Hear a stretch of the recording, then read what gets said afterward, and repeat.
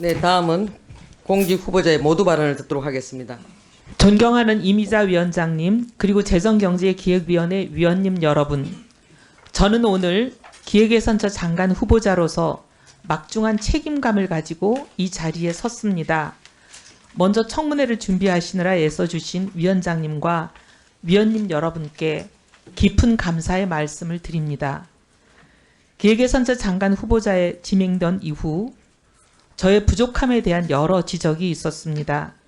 먼저 존경하는 국민들께 심려를 끼쳐 송구합니다. 청문위원 여러분, 그리고 저를 장관 후보자로 지명하신 대통령님께도 송구합니다. 우선 저의 성숙지 못한 언행으로 인해 상처받은 모든 분들께 진심으로 사과드립니다.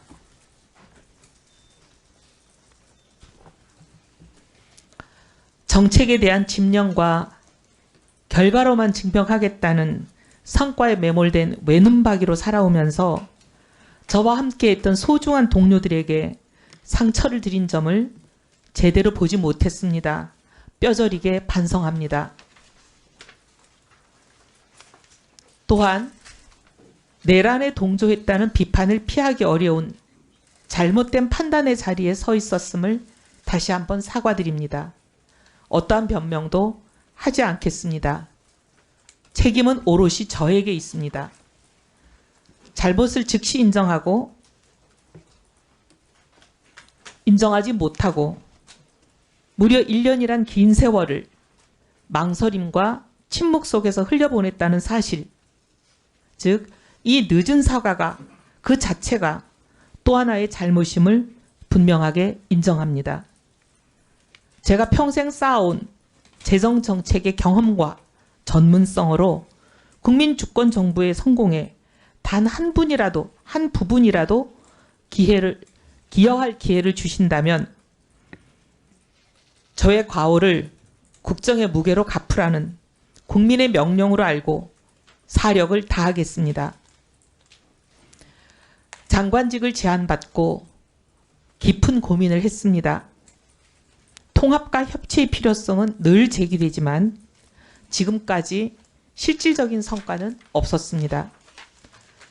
과거 여당이 소수당일 때는 통합의 손길이 세불리기로 오해받기도 했고 강력한 힘으로 뒷받침되지 못해 실질적인 성과를 내지 못했습니다. 그러나 지금은 거대 야당으로서 세불리기 자체가 필요치 않은 상황에서 나온 통합의 발걸음은 협치의 제도화를 향한 대통령님의 진정성으로 읽혔습니다.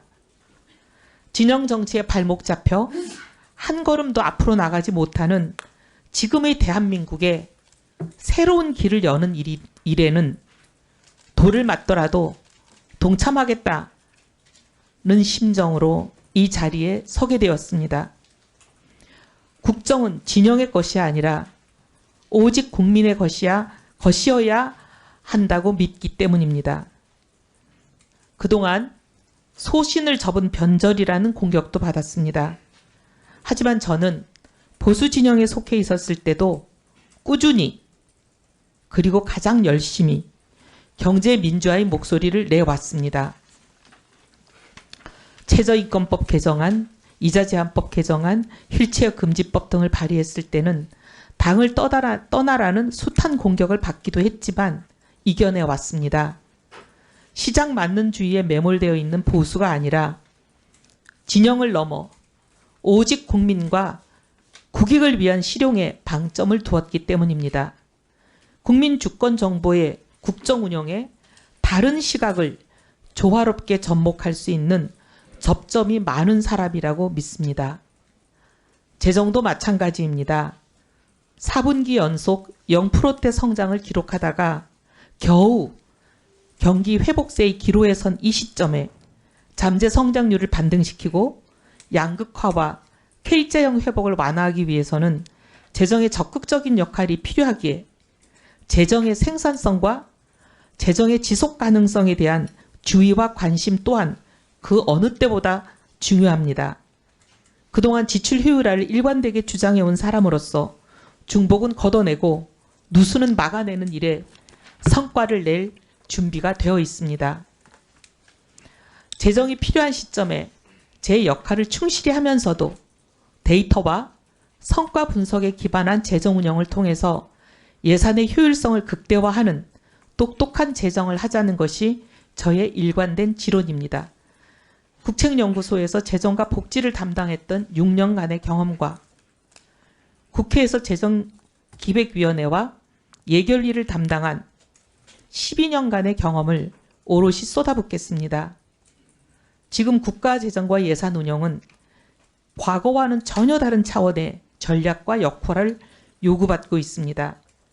트럼프 시대 이후 완전히 변화된 국제정세와 새로운 경제질서 속에서 대한민국을 지켜내기 위해서입니다. 대한민국 경제는 단기적으로는 고환율과 높은 체감 물가라는 이중고를 안고 있고 중장기적으로는 회색 코뿔소라고 불리는 5대 위기 요인에 직면해 있습니다. 인구위기, 기후위기, AI 산업기술의 대격변, 양극화, 지역소멸, 어느 하나 소홀히 할 수 없는 성장 잠재력의 저해 요인들입니다. 중장기적 관점에서 멀리 보고 국가의 미래를 계획하고 예산을 그 계획에 연계시킴으로써 국가 미래 계획의 실현 가능성을 높이겠다는 것이 기획예산처의 출범 이유입니다. 즉 예산을 국가 비전을 실현하는 수단으로 정책 우선순위를 조정하는 도구로 성과 중심의 관리 수단으로 전환하는 임무를 저의 마지막 소명으로 알고 다음 4가지 과업에 저의 모든 역량을 쏟아붓겠습니다. 첫째, 미래 사대를 위한 중장기 발전 전략을 수립하겠습니다. 새로운 성장 패러다임을 제시하겠습니다. 도출된 과제들이 계획대로 실행되어 국민들에게 그 성과를 체감하실 수 있도록 예산과도 긴밀하게 연계하겠습니다. 둘째, 성장과 복지의 동시 달성을 위해 지속 가능한 성장 기반을 확립함으로써 기본권이 보장되는 공동체 실현을 뒷받침하겠습니다.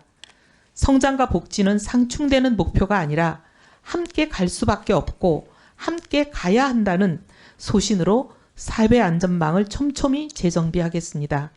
특히 AI 대전환의 시기를 맞아 성장의 과실이 한쪽에 치우치지 않고 모든 국민들께 골고루 분배될 수 있는 새로운 복지 패러다임에 대해서도 깊이 고민하겠습니다.